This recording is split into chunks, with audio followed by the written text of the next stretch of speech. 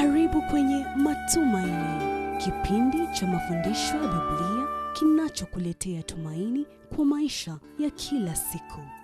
Hujambo mpenzi mtazamaji, na karibu sana katika kipindi hiki cha Matumaini. Kipindi hiki kinakufunza mengi kuhusu neno la Mungu. Mie ni wako msimulizi Steve Amiri, nikiwa na mwenzangu. Jina langu ni Robert Ching. Naam, sasa leo tungependa kukuimarisha katika kiimani, kukutia moyo na kukuongoza katika maisha ya kumpendeza Kristo kupitia Biblia. Kipindi hiki kinaletwa kwako kwa hisani ya Heralds of Hope kwa ushirikiano na Transworld Radio Kenya. Dhamira yetu ni kutumia vyombo vya habari kuwasaidia watu wote kuwa wanafunzi wa Yesu Kristo na kuishi kwa ukweli wa Injili katika maisha ya kila siku. Sasa Robert, leo tunaingia katika sehemu muhimu sana ya kitabu cha Wakolosai, ambayo ni sura ya 1 mstari wa 21 hadi 29. Sehemu hii Paulo anaifunua moja ya kweli kuu kabisa za imani yetu kama Wakristo, ambayo ni siri iliyofichwa kwa vizazi vingi, lakini sasa imefunuliwa. Na siri hiyo siyo falsafa, siri hiyo si maarifa, wala si sheria ngumu za kidini. Siri hii ni Kristo ndani yenu, tumaini la utukufu. Na ili tuweze kueneza vizuri ujumbe huu, ni muhimu turudi kidogo katika mazingira ya wakati ule. Kanisa la Kolosai lilikuwa katika mji uliokuwa na mchanganyiko wa mafundisho. Kulikuwa na Wayahudi, imani ya kipagani na falsafa ya kignostiki. Wanostiki walifundisha kuwa wokovu unapatikana kwa maarifa ya siri, si kwa imani rahisi kwa Kristo. Wayahudi wengine walisisitiza kuwa sheria ya Musa bado ni lazima kwa wokovu. Sasa ndani ya mkanganyiko huo, Paulo anaandika akiwa gerezani, akiwakumbusha waumini kuwa Kristo anatosha. Na si maarifa ya siri, si sheria, si mila, Robert, Kristo pekee.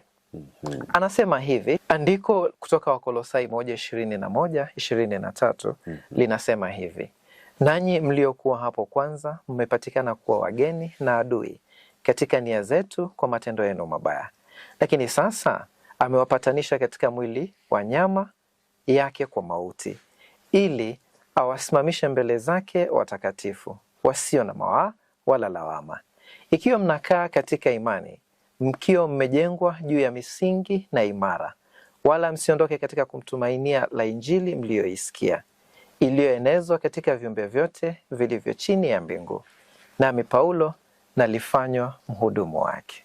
Sasa Amiri, Paulo anaanza kwa kuwakumbusha waumini hali yao ya zamani. Na anasema hivi: na nyinyi mliokuwa zamani mmefarakana na Mungu na kuwa adui katika nia zenu kwa matendo yenu maovu. Lakini sasa anasema tena, mmefanywa wapya kwa njia ya kifo cha Kristo, ili muwasilishwe mbele za Mungu mkiwa watakatifu, bila lawama na pasipo hatia. Upatanisho. Huu ndio mwanzo wa safari ya Mkristo. Tulikuwa mbali na Mungu, lakini kwa damu ya Yesu tumeletwa karibu. Huu ni ukweli wa nafasi yetu mbele za Mungu, tunahesabiwa haki. Na huu si wokovu tu kwa juhudi zetu, ni neema tupu. Kristo alifanya yote, wajibu wetu ni kuamini na kushikamana na tumaini la Injili. Sasa Amiri, tuingie katika sehemu ya pili, utakatifu. Paulo anaendelea kusema, ikiwa kweli mnadumu katika imani, hapa haitishi wokovu bali anahimiza kudumu. Ingawa tumehesabiwa haki, bado tunaishi katika miili yenye udhaifu.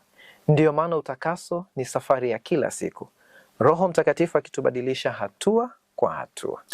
Na Paulo anaongezea jambo gumu kidogo, mateso. Anasema hivi Amiri, anasema anafurahia mateso yake kwa ajili ya kanisa.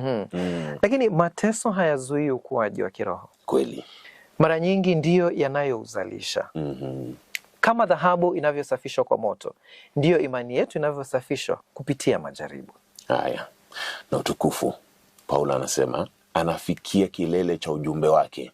Siri iliyofichwa tangu zamani sasa imefunuliwa, na ni ya Kristo ndani yetu, tumaini la utukufu. Katika Agano la Kale, Mungu alikaa hekaluni. Lakini katika Agano Jipya, Mungu anakaa ndani ya waumini kupitia Roho Mtakatifu. Hii ndilo tumaini letu la sasa.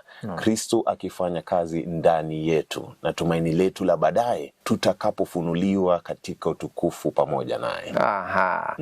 Paulo anasema lengo lake ni kuwasilisha kila mtu mkamilifu katika Kristo. Hii ndilo lengo la Injili, si maarifa tu, bali maisha yaliyobadilishwa. Na swali ni hili, Amiri, rafiki yetu, je, umeipata siri hii? Je, Kristo anaishi ndani yako? Je, unaishi katika tumaini la utukufu? Imani inatuunganisha na Kristo, utakaso unatubadilisha kila siku, na utukufu unatungojea mbele. Mpenzi mtazamaji, Kaditama wa Tamati, tunakomea hapo siku hii ya leo. Ikiwa ungependa kuwasiliana nasi au kupata mafundisho haya zaidi, unaweza kutuandikia kupitia barua pepe kwa barua@twr.co.ke au tembelea tovuti ya heraldsofhope.org. Pia unaweza kutupata katika mitandao ya kijamii, haswa YouTube kwa @TWR Kenya. Kwa neema ya Mungu na kwa nguvu ya Kristo aliye ndani yetu, na tuendelee kuishi ukweli wa Injili. Mie nimekuwa wako msimulizi Steve Amiri, na jina langu ni Robert Ochieng. Zidi kubarikiwa.